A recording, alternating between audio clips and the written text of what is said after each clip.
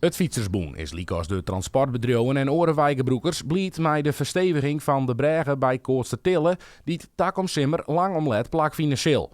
Alleen nog is Rijkswaterstaat nevens het boen ontnota één ding vergeten. Rijkswaterstaat heeft mooie plannen gemaakt en ze hebben speciaal gekozen voor de zomerperiode om het uit te voeren. Dat het wegverkeer wat minder druk is en omleidingen zijn allemaal bedacht. Alleen voor de fietsers nog niet. En ja, dat steekt. Want wat zou het budgetten als deze bregen er bij gelijk een aantal weken uitgeeft voor de fietsers? Nou, dat wordt een flink stukje omfietsen. Want dan moeten we helemaal naar Blauwverlaat of naar Berghem.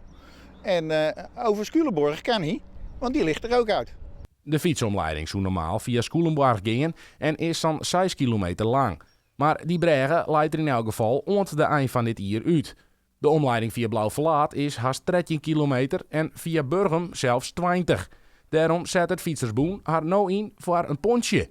En als die er net komt... Dan hebben we het over inderdaad kilometers omleiding netjes inrichten. Goed gepeild, maar ja, nee, zonder pontje, dat vind ik echt, dat kan niet.